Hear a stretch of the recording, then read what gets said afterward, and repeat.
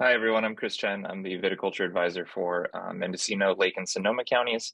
Talk to you about frost protection best practices today, and yeah, keep it concise and short and relevant for water usage.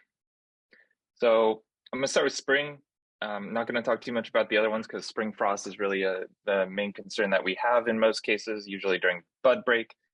Um, Bud break is, coming up here pretty soon for most grape cultivars. There are, in Lake County, we do have a lot of cultivars that will break early, but also some that will break later. Early bud break cultivars tend to be more susceptible to the spring frost damage, things like Viognier, Grenache, things that we want to avoid if we have really cold temperatures leading up to spring. And unfortunately, due to changing climates, we might start seeing bud break earlier than before. That's because bud break is really influenced by winter temperatures. Yeah, usually with plants, with grapes, with most living organisms, the heat is what changes their biological function and signals, okay, it's time to reproduce, it's time to do this, it's time to do that. For bud break in grapevines, it's really winter temperatures because they require a period called quiescence, and it's a certain amount of time below a certain temperature for the buds to actually be viable.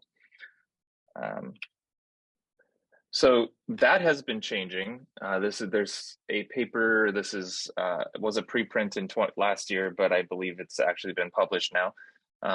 But there has been recorded changes in phenological timing of events.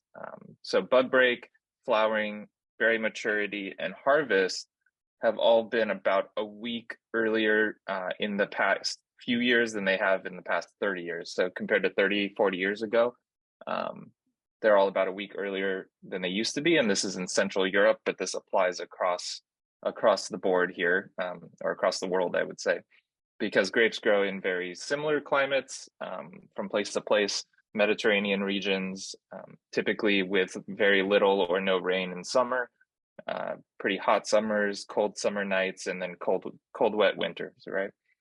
So this is a trend that we're seeing. That also makes us a little bit more susceptible to frost damage.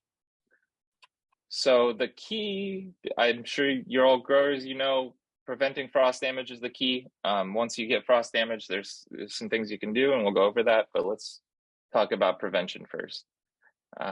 This is what a lot of growers do for preventing frost damage, overhead irrigation. And this is great because, it prevents the tissue from getting below a certain temperature. So it's often used when we have sub-freezing temperatures in the air, and the goal is to prevent sub-freezing temperatures in the plant tissues. So what this does, overhead irrigation, is it keeps the plant tissue at a steady 32 Fahrenheit. So you don't actually get ice crystal formation in the living tissues. The ice crystals form on the outside of the living tissues. This is, we typically use this when we start seeing bud break and we have green tissue. We don't want that to freeze off because we need those shoots for this year. So these ice crystals, they'll continuously form as long as you're doing it right and irrigating the entire time that the ambient temperature is below freezing. And as they freeze, they release latent heat. So the temperature never really drops below 32 Fahrenheit as long as the water is continuously freezing, right? And that's, this process here of deposition, condensation, freezing, it's going from liquid to ice. So you're actually releasing heat as it's forming. The issue with this, or the concern with this, is that you need to do it the entire time frame that the temperatures are below freezing. So the water must run for that entire time frame, and it can use a lot of water. This is probably the number one problem with it in California. Excuse me. So in California, we don't have water a lot of the time. A lot of years are water restricted years or water limiting years. And, from the numbers that I have and from what I've seen, for overhead frost protection, you use 0.2 to 0.4 acre feet per acre per year, depending on how many frost events you have to protect from. In context, a normal vineyard in our region will require somewhere between 0.6 and 0.8, maybe 1 acre foot of water per acre per year for just irrigation. So you're, increasing it by somewhere close to 40 to 80% of the total water use that you need just to irrigate the vines. And that's pretty prohibitive, right? That's prohibitive in terms of water limited years when we don't really have water, but we need to frost protect because it's, we don't want to lose these shoots coming off of the dormant buds. You only have, a set number of them per bud. But another problem with this, or another concern that I would say, is that your system, your overhead irrigation system, needs to be maintained very well. Any failure of the emitter, the line, anything like that during the period where you are frost irrigating or frost protecting with irrigation water will actually result in worse damage to your vine, because you're no longer applying the water and it's no longer freezing. It is just frozen now. So you actually do get below 32 Fahrenheit and you will lose those shoots very quickly. So, this is something that originally came, I believe, from the citrus industry, protecting oranges and lemons and limes and all that. And it worked so well that we adapted it for grapevines too. But yeah, it's a use of physics and chemistry to keep your vines from freezing too hard. The other option that's most commonly used as an alternative to overhead are wind machines and frost fans. These are really useful if they're done correctly, right? They don't use any water. They have an effective area of somewhere between 10 and 15 acres, depending on your layout. So, it's going to be different for the side of a hill versus a valley floor. This actually depends on temperature inversions, and I'll go over that in a minute. But the use of wind machines, the effectiveness of wind machines relies a lot upon the strength of that temperature inversion. Otherwise, if there's no inversion, you're just mixing cold air with cold air. The inversion, really the minimum requirement is you need somewhere between 5 and 9 degrees Fahrenheit warmer air above the vineyard than at the cordon height, or at the canopy height, so about 5 feet. So what we do is we measure it between 5 feet and 30 feet to see that difference in temperature. So this is something that Mark Batney sent me earlier today. We have to figure out where these machines are going to work well. They don't work well everywhere, and we can't replace overhead frost irrigation everywhere. But we can replace it in some places. And what I want to point out here is if we're measuring the temperatures at different heights, so say 5 feet off the ground and 30 feet off the ground, if we're measuring temperatures at different heights, we're looking for inversions at higher altitudes. So you can see in this figure here, we have black is basically cordon height. The blue line is about 30 feet up in the air. And this is Mark Batney with a very tall temperature tower made out of PVC. I think this one is actually made out of metal. Very easy to put up. And what we can see is if we follow the 0 line here, 0 degrees Celsius, which is our freezing temperature, that, on March 16th of whatever year this was, 2019, the temperature at 30 feet was above freezing while the temperature at the cordon was below freezing. That's when a wind machine or a frost fan would be very useful. Same here, the next day, the day after that, those are all true. For the 14th of March, this first dip here, we can see that they were both freezing. So in that case, that wouldn't have made a huge difference. And that's why this is a tricky phenomenon to get right. And it's tricky to make sure that you put these wind machines in the correct places, but also not as the only source of protection. So with an inversion, what happens basically is the cold air flows down into a low point, and because it's heavier, it lifts the warm air up, and the warm air kind of sits in the middle of 2 pockets of cold air. So you can see here the kind of relative temperature difference. So say 25 down here in the valley, 25 up at 200 feet, and 40 degrees Fahrenheit somewhere in the middle, right? And our goal here with the fans is to get that warm air and mix it around and mix it downwards so that this cold air becomes kind of equalized. It's like homogenizing soup or like mixing soup up so that it's all the same consistency. That's kind of what I think of it as. Um, but yeah, I mean, they work relatively well if you have the correct situation. The problem is then finding these inversion layers. This is Mark Batney. He's my colleague. He's put up these towers a lot of places and shown that not all vineyards, or just generally not all areas, will have an inversion layer that's reliable from year to year. The problem here is that we also have inconsistent bud break timings, and with hotter temperatures, differences in winter temperatures, we're starting to see differences in bud break timing as well, even more so. So these inversion layers are starting to become more important, and finding the stable ones at the right time of year is what's really important. So we have to do that to figure out where we're going to put these frost fans. So yeah, these temperature inversion towers are really cool. They're really simple to make. Mark actually has a kind of blueprint on how to do it online for everyone to read. They're only a couple $100, and they can tell you if you could put a frost fan somewhere instead of using overhead frost irrigation, which would save you a lot of water. Typically, you need 2 data loggers that record temperature. Up here is an example of those data loggers. They're very easy to read and put up and pull down, and there's no moving parts. It's just you put them up there in a protective structure, you take them down, and you put them in your computer. But what they do is they measure these temperatures at different heights, and then you just record it.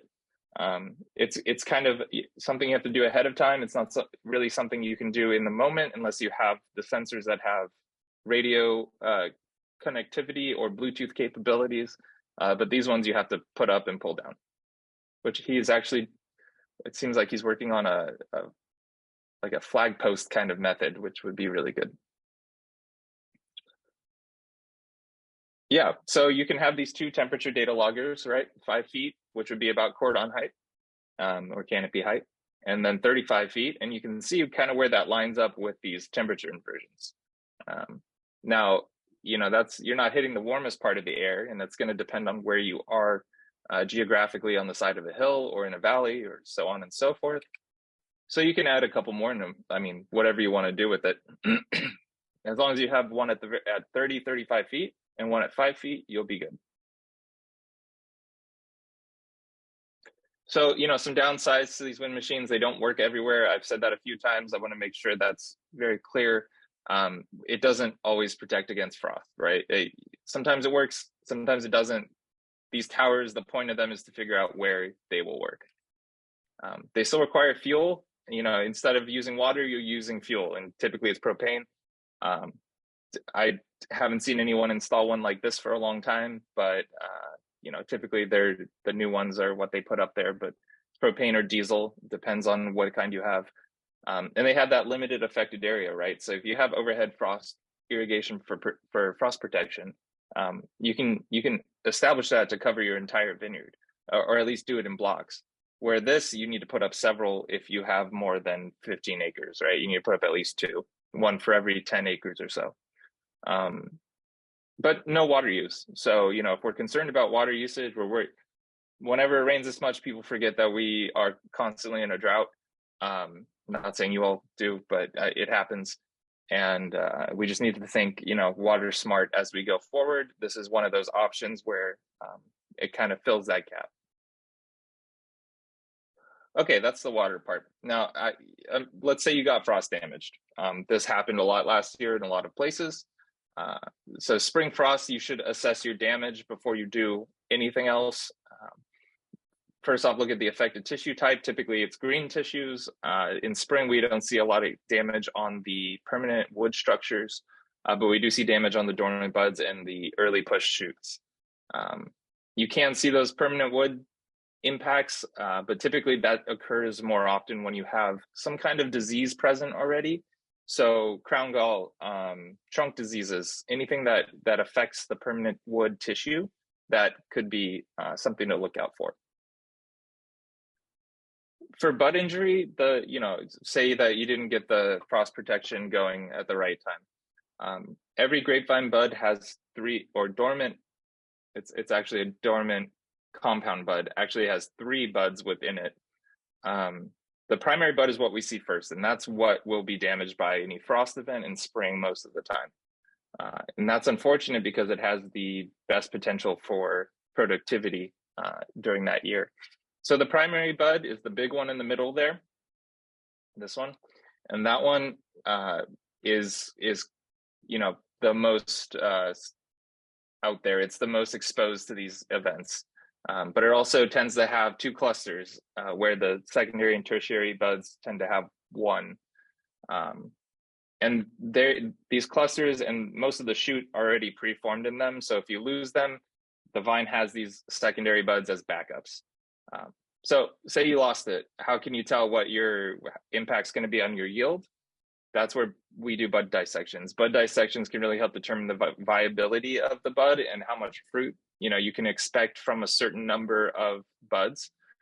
We recommend somewhere between 60 and 100 buds per acre per cultivar. And the way to do that is to cut them open and try and find the cluster primordia, which are translucent and very hard to find. But you can get a good estimate of how many clusters you're going to have, not the size of them, not the success of fruit set, but how many clusters are going to be per bud for your vineyard. Typically it would be 2. After a frost event, it could be 1.2, it could be 1.3, it could be 1. But you can use bud dissections both in preventative and responsive ways. So preventative, you can determine how many buds to leave in case there's frost damage. So maybe you want to leave a couple extra buds.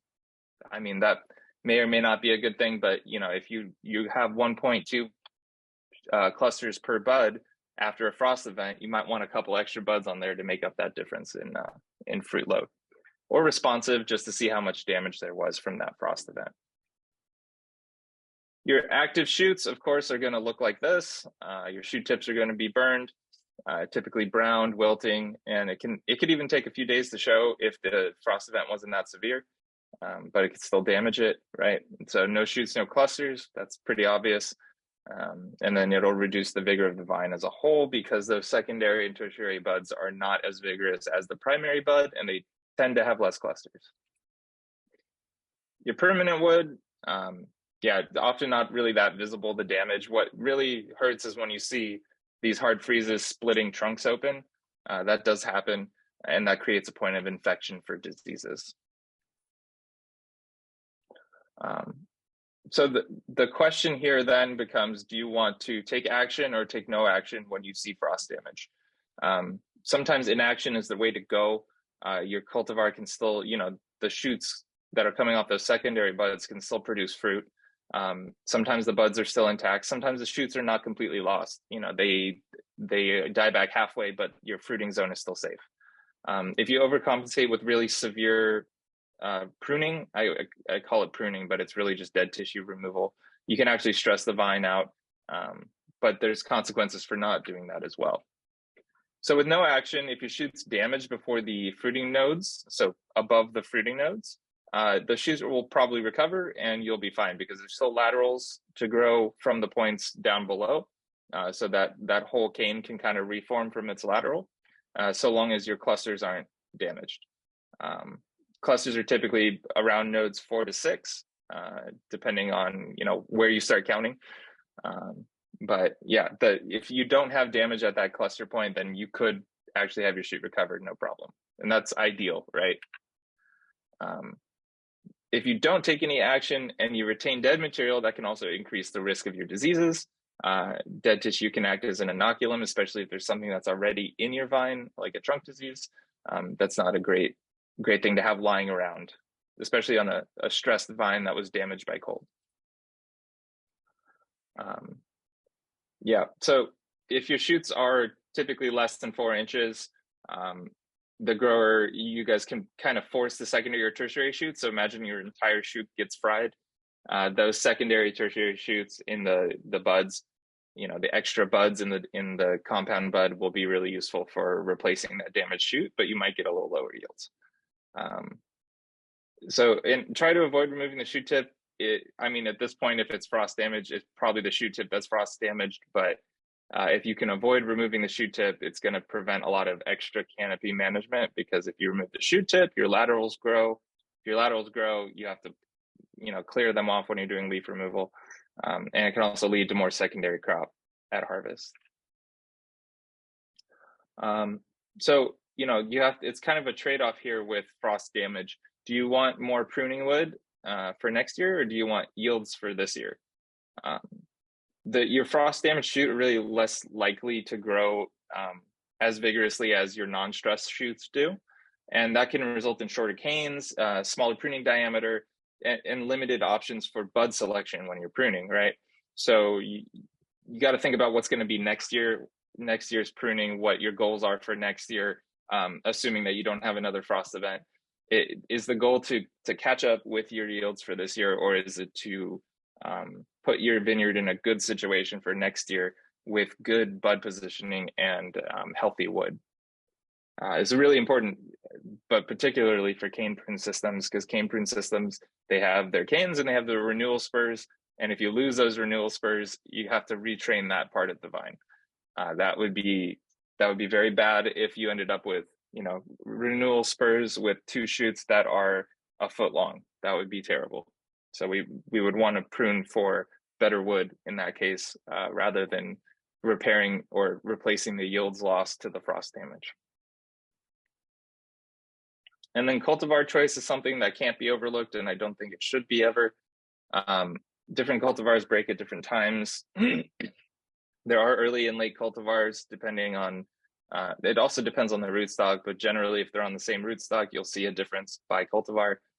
Early cultivars like Pinots, Chardonnay, Chenin Blanc, they are probably going to get hit with frost damage a little bit worse than the late cultivars like Carignan, Sauv Blanc, and Cabernet. I put Cabernet here, probably both Cabernet Sauvignon and Cabernet Franc, but yeah, I would just, make note of your cultivar in your vineyard and see which one, what the trend is for when it breaks bud. It's going to be earlier or later. You got to think about that when you're trying to assess frost damage. And then you all know time of pruning matters. Typically, if you prune later, that means bud break's going to be a little bit later. So, prune later if you think you're going to have a spring frost issue. That said, I know last year a lot of people got hit with spring frost, and we don't expect it in some places, but these extreme weather events are happening more often. We don't know when or where they're going to happen, but you just got to expect it at this point. If it's happened once, it can happen again, and that's really unfortunate. But if you can prune later, prune later, and then you can also double prune or pre-prune, which is just cutting back the shoot halfway before you prune it properly. You can do that mechanically. You can do that by hand. It's a lot easier to do with a spur prune system than a cane prune system. But it creates these sacrificial buds, because the buds that are highest off the ground tend to break first.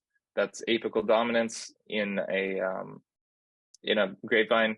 They're vines, they like to grow up things. So the buds that are higher up tend to get preference. So if you leave a few extra buds, then the buds that you actually want near the spur or near the arm are going to be, they're not going to break when there's a frost event. So that would be good.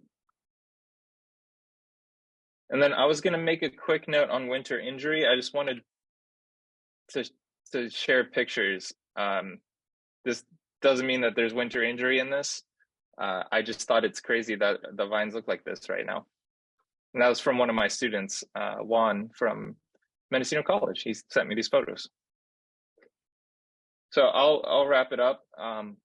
So in summary, there's two real ways that we address frost protection.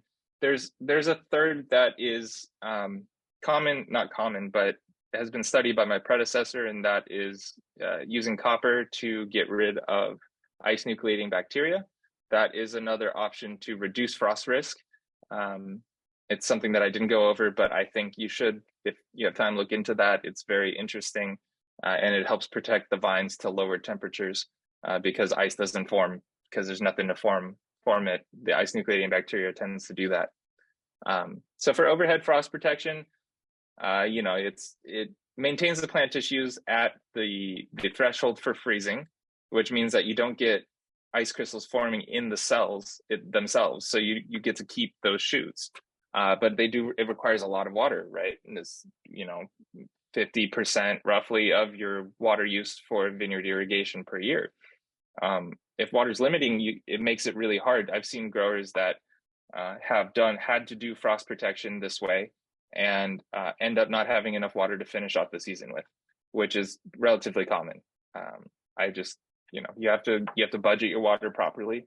And if there's too many, cold days, then you might run out of water. It's also reliant on the success of your total system. So your irrigation system, your overhead sprinkler system, if anything's wrong with it and it breaks mid-evening, then whatever that was covering originally is going to get frost damaged. And then the other main option is our wind machines and using inversion layers to warm up the air. This has a lot of potential to, save water. It doesn't work everywhere, but you need to assess your site before you decide to switch systems or to include these wind machines as part of your system. These temperature inversion towers developed by Mark Batney are fantastic to record those inversions. You can do it year after year, but it's really more important when you're deciding, okay, do I want to switch these systems? I would say you probably need a few years of data before you can comfortably say there's a stable inversion layer during, early spring every year. But those towers don't go anywhere. So if you can take down those data loggers, put them back up, and they record for, depending on how often you record, they can record for a year and a half. They can record for 5 years. I would say the most frequent one, it can record for about 6 months. So you can record for about 6 months, and that'll really tell you what's going on in your vineyard, at least at the 30 feet, 10 feet, 5 feet kind of levels. And they do require fuel and only cover, 10 to 15 acres each. That is a real rough estimate, those 10 to 15 acres, because I've seen them cover 20. It just depends on where it's installed and what the geography around you looks like. And then with spring frost damage, first thing is to assess if you have spring frost damage, assess what the damage is. Decide on your goal. Do you want these reduced yields with better pruning wood so you can have a better, healthier vineyard, more balanced vineyard next year? Or do you want to focus on the yields and get worse options for pruning? And then also, do you want to act and remove dead tissue, or do you want to leave it and let it grow? For winter injury, I didn't really go over this, but I do want to say it's the same kind of concept. You have to assess the damage first. Look at the cardiovascular system. If you see a dead arm, cut it off and see how it looks inside. But you might, depending on the age of the vine, you might actually have to retrain the vine if the damage from winter injury is too bad. If you have a completely split trunk, I would consider thinking about retraining it. And these are some additional sources, and I think that's my time. Chris, it looks like we do have a couple of questions over in the chat. The first one being, how much of the overhead frost protection water goes back into the groundwater? Do you have numbers on that? I don't. That's a good question, and I think if I were, I don't have the answer to this, but I'm going to think this through a little bit. And it's not all going to freeze right away. Some of it is going to go back into the vineyard, into the soil profile. That's going to depend kind of how quickly it freezes on the vine, right? Because you've seen those pictures of icicles. I'm sure you've seen it in your own vineyard. You've seen icicles dripping off the vine. That's a lot of the water that's already on the vine there, and it's going to melt down and it's going to go into the soil profile. So yeah, I don't know. I would assume most of it does. It's cold enough that you're not going to start, it's not going to rapidly evaporate in the middle of summer like it would normally if you were to do that in July. Right. Perfect. And then the other one is, do you have information on when and where micro sprayers for frost protection can be effective? For example, down to what temperature can they be used? That is a good question. Yeah, I don't. I'm sorry. I can look up some information for y'all and send it your way. Send it, and then maybe we can share it to the participant or to the attendees for this one. Sure. Thank you so much. Sounds great.